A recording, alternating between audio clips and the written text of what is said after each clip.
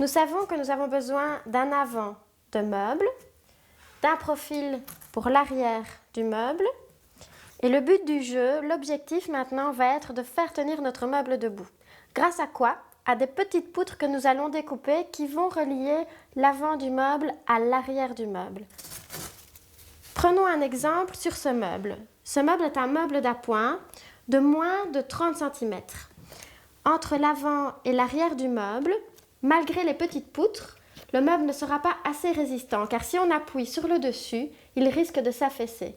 C'est exactement la raison pour laquelle, en plus de l'avant du meuble et de l'arrière du meuble, nous avons découpé un profil supplémentaire qui va être un mur porteur que nous glisserons au milieu, au centre, entre l'avant et l'arrière du meuble.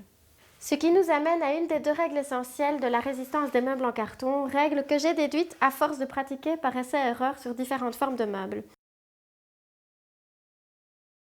Lorsque nous avons un meuble de moins de 30 cm de profondeur, un meuble d'appoint, c'est-à-dire sur lequel vous n'allez pas poser une télévision ou sur lequel vous n'allez pas vous asseoir, en plus de la façade avant et de la façade arrière, vous n'aurez besoin que d'un seul mur porteur, car la règle c'est que au moins tous les 15 cm, vous avez besoin d'un profil. Si vous souhaitiez un meuble de 1 mètre de profondeur, eh bien tous les 15 cm, vous devriez ajouter un profil.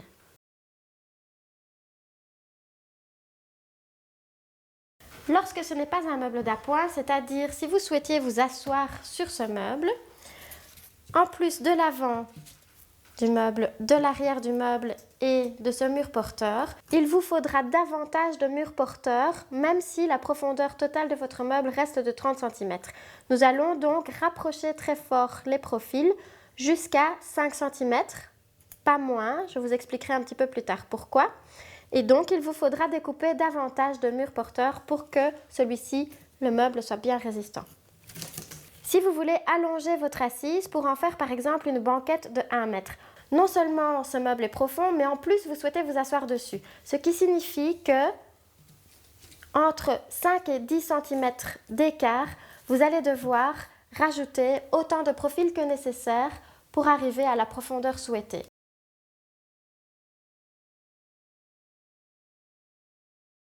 Si vous respectez cette petite règle, dans ce cas, vous êtes sûr que votre banquette pourra accueillir tous les enfants de la famille, plus le chien, sans aucun risque de s'écrouler.